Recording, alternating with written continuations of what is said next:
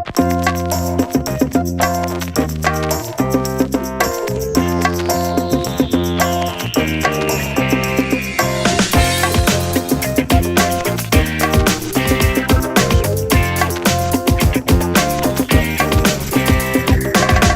I'm Jen Miller with Maple Crest Ford Lincoln of Union, talking about safety, service, and savings.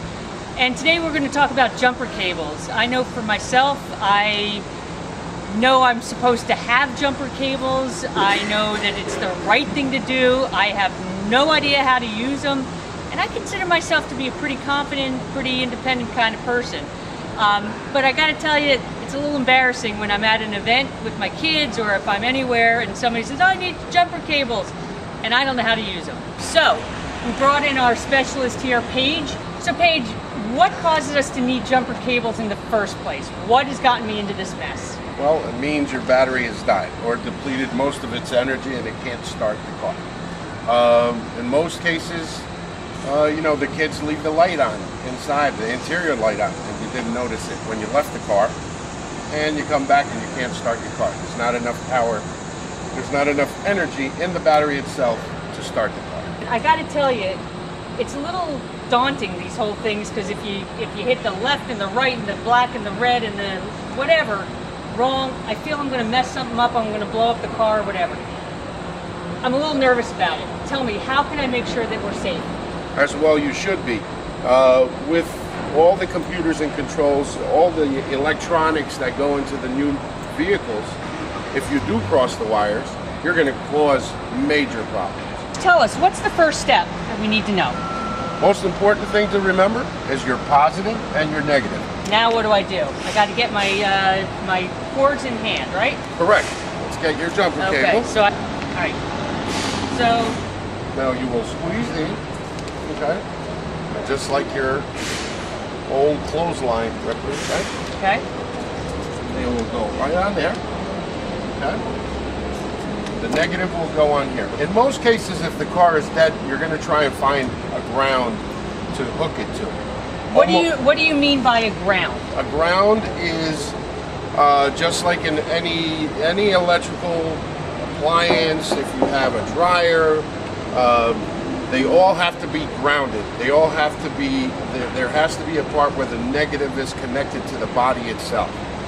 Here is, almost all cars will have one right there.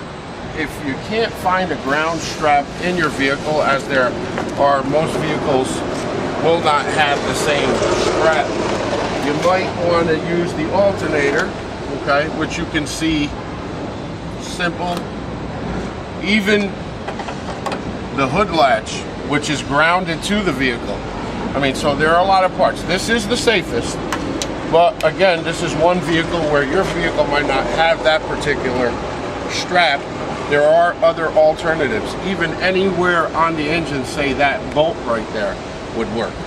Okay, so in other words, we have alternative grounded areas. So right. This is my dead car. Let's now go over to the live car. All right, so we have our car on. What do we need to do now? Well, now your step is to come on over and don't forget your positive and your negative. Okay, I've got my positive, it's red. I'm putting this on red. Yep, and it's very important to note, Jen, that on the vehicle that's jumping the car, you are putting the negative on the battery. So I have my positive, now I need my negative. So now I have my positive, my negative on the charged car, and we're set up on the uncharged or the dead car. Now let's see how it works. It works! Either or now are running, both will spark at both ends. So it's very important that you remove each cable, that you keep them away from each other. You can obviously hold one or the other, doesn't matter, as long as it's away from each other. And once you disengage them, then it's fine. You're all fine. Is there an order that you have to disengage? Absolutely not. Just make sure one at a time, that's all. All right, Paige, that was terrific. Appreciate all your help. Now we're ready to go. I'm ready to rock. And that's the deal with your automobile.